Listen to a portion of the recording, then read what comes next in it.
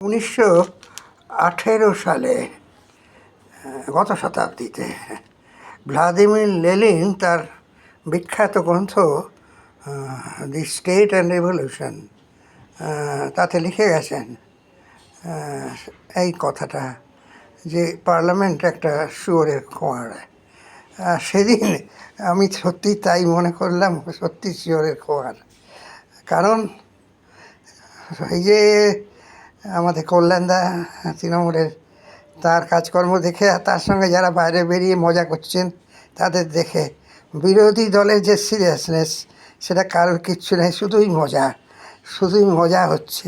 হ্যাঁ, তরুণ প্রজন্ম যে ঘটনা ঘটিয়েছে সেটা তাদের সুযোগ করে দিয়েছে সেই সব মজা করার। কারণ আমি ওয়ালের বাইরে যেসব মজা করছে তাদের দেখে তো তাই মনে হচ্ছে সত্যি পার্লামেন্টের শুয়োরের খোঁয়াড়।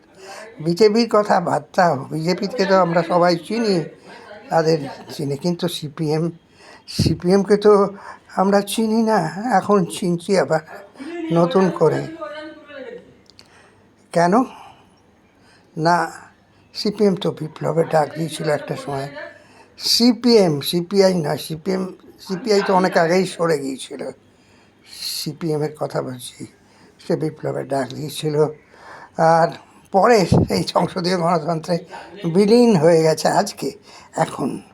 আর আমাদের যে বিকাশ রঞ্জন, সে মাঝে মাঝে দেখি বাইট দেয়, সে এই আমাদের পাড়ারই ছিল একটা সময়, এখন তো কোথায় চলে গেছে জানি না, রামগড় টামগড়। তা ও এসে যে বাইট দিত একটা সময়, তখন তো বাইট ছিল না, তখন তো বক্তৃতা দিত এখানে এসে। হ্যাঁ, বুর্জুয়া সমাজ সম্পর্কে, তাদের ক্যারেক্টারিস্টিক কী, এসব সম্পর্কে সেসব তো শুনেছি অনেক। কিন্তু এখন তো দেখলাম তো এই কংগ্রেসের হাত ধরে, যে কংগ্রেসকে নাকি একটা সময় এরা বুর্জুয়া বলতো, সেই কংগ্রেসের হাত ধরে চলে গেল গুটি কোথায় না কোন জায়গায়, সেই জায়গায় শুয়োরের খোঁয়াড়ে চলে গেল সে। অতএব এদের কি বলবো, আমি কিছু বলার নেই। আবার এখন মাঝে মাঝে দেখি সোশ্যাল মিডিয়ার একটা চ্যানেল আছে, সেখানে গিয়ে বলে খুব কথা, সে চ্যানেলটিও ধরে কথা ঠিক। আপনার মতামত কি, আপনার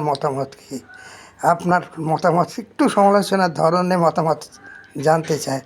সেও এক ধরনের সংসদীয় গণতন্ত্রের অ্যাক্টিভিটিস, সেটাই এখন দেখা যাচ্ছে। তা যাই হোক, সে ভালো হয়েছে।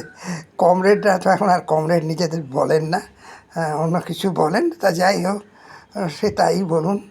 তবে এই যে বলছিলাম শুয়োরের খোঁয়াড় কেন বলে, এই ছিলেন ভ্লাদিমির লেনিন, সেটা কিন্তু এখন বুঝতে পারছি, সেটা বোঝা যাচ্ছে। সে পার্লামেন্ট শুধু না, আমাদের সংসদীয় ব্যবস্থায় পশ্চিমবঙ্গেও বুঝতে পারছি কারা এরা কী করছে, এরা কি সংসদীয় গণতন্ত্র নিয়ে ইয়ার্কি মারছে। সে তো বিপ্লব নয় ছেড়ে দিল, আর বিপ্লবের তো একটা অংশ ছিল আমাদের ঋতব্রত। আরে বাবা, তাকে তো কলেজে দেখেছি কী বিপ্লব করেছে সে। এখন এসব শতরেপ করছে, ঠিক আছে, চালাক।